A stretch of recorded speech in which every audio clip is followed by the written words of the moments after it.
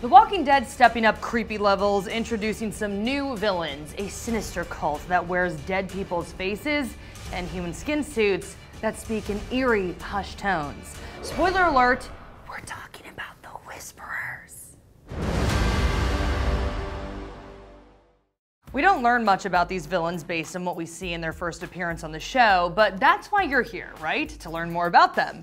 So why are they wearing those walker skin uniforms? Well, the Whisperers use tanned walker skin so they can blend in with a herd of the undead, camouflaging their scent with guts and innards to remain hidden from them and their human enemies as well.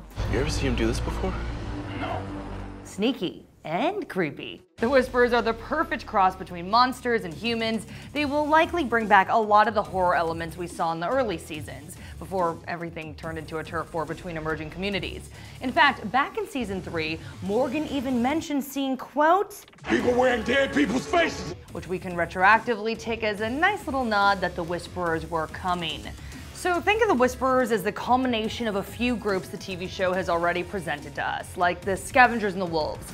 Rick, we miss him already, fought hard for the opportunity for everyone to live a civilized life after the fall. But according to the Whisperers, the old way of life is dead. Humans now have to embrace their inner, volatile animal nature.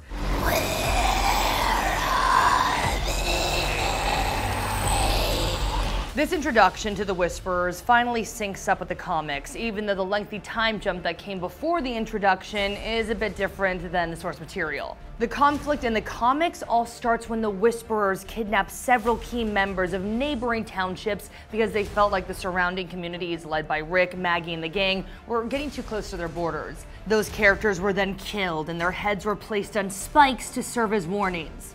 This kicked off the Whisperer War arc in the comics, where the Whisperers remained the main adversaries for a while. Some of the big players for the Whisperers: Alpha, their leader, a cold, cruel woman who takes pride in her stern and savage leadership, is played by Samantha Morton. Sons of Anarchy's Ryan Hurst is taking on the role of Beta, a male who serves as an obedient and unrelenting brute to Alpha. Beta, unlike most other Whisperers, never takes off his skin mask and becomes violent when people insist he should, leading to some potential internal conflict within the Whisperers themselves. We're not sure how closely the TV series will mirror the comics, but if it winds up taking large quantities of the Whisperer War into account, expect a lot of notable Walking Dead characters to bite the dust.